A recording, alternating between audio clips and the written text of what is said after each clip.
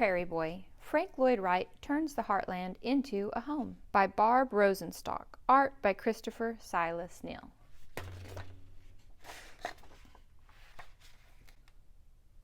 Buildings, too, are children of the earth and sun. Frank Lloyd Wright.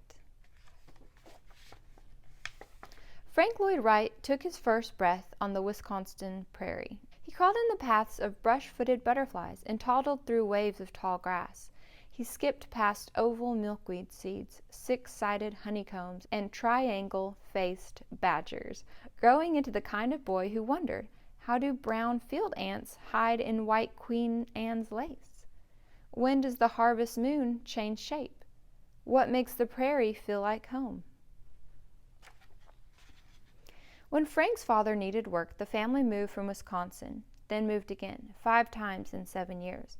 Frank wound up near the rocky coast of Massachusetts, looking out at gray skies, gray houses, and gray people, turning 9 years old with a heart still aching for the shapes of the heartland.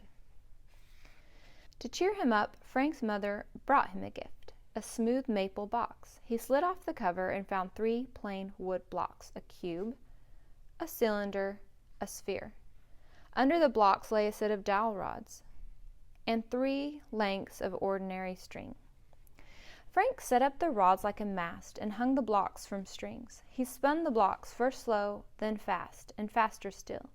Like magic, the spinning cube changed to a cylinder. The spinning cylinder changed to a sphere, and Frank understood that all shapes are connected in ways that made his head spin too. More blocks from Mother, rectangles, triangles, half moons. Frank set these new shapes on paper grids, studied sample pictures of pinwheels, crosses, and stars. He shifted one shape to the next, turning piece by piece, his mind like a kaleidoscope. His fingertips memorized smooth faces and sharp edges until the shapes felt like home. Thousands of shapes kept Frank company until his family returned to Wisconsin. 12-year-old Frank nailed fences and milked cows on his uncle's farm. He flew kites and sang around the piano with school friends. He collected dried weed pods and painted prairie landscapes in his attic bedroom. As a teenager, Frank built big dreams. He wanted to draw and think about shapes all the time. He wanted to be an architect. Frank moved to Chicago, the prairie's biggest city, where buildings grew like wild oats. He spent 6 years learning from famous architects, sketching detailed plans for the expensive houses they designed. He watched rows of fancy houses go up on the flat prairie lots, Greek Revival, Victorian, Romanesque, Italianate, houses shaped like Irish castles built next to houses shaped like French churches. Everyone thought these houses were beautiful. Everyone except Frank. He thought those fashionable houses stuck out like whales in a wheat field. Frank wondered what made the outsides look crowded. Was it the turrets, finials, and dormers, or the yellow, green, and blue paint?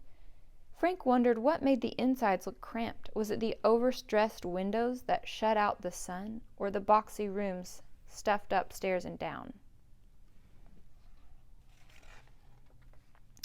To Frank, the old European-style houses didn't fit America's landscape.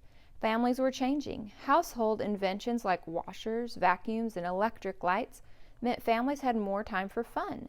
Frank wondered, what if he designed a new kind of house to fit this new American family? Notice how this looks like a blueprint. And the illustrator is showing how Frank Lloyd Wright worked with the different shapes. He left his good job and opened his own office, Frank Lloyd Wright, architect. There, he let the prairie shapes tumble from his fingertips. He sketched long rectangular houses that snuggled into the flat plains. He colored them in reds, browns, and golds. He hid the front doors from the street, making the house's vertical lines disappear by coloring mortar to match the brick. He created banks of windows that let in waves of light, designed winding paths to follow, and built wide, cozy hearths where families laughed together. Frank Lloyd Wright turned architecture inside out. He designed houses, furniture, sometimes even matching clothes, Like magic, he shook dozens of shapes from his shirt sleeves: ovals, hexagons, triangles, cubes, spheres, and cylinders. In Frank's houses, people stood on shapes, sat on shapes, slept on shapes. They looked through shapes, ate off shapes, played by shape light.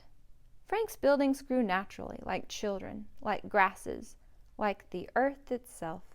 He called them prairie houses and spun the shapes he loved into America's home.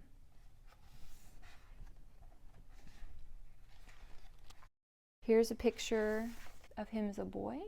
There he is with the blocks that he got from his mom. And here he is when he's older, working as an architect. Here's some of his famous buildings. Roby House, Chicago, Illinois. Falling Water, Mill Run, Pennsylvania. Hollyhock House, Los Angeles, California. Unity Temple, Oak Park, Illinois. Johnson Administration Building, Racine, Wisconsin. And the Guggenheim Museum in New York City. Pretty awesome. Here's some of his plans for the Falling Water House.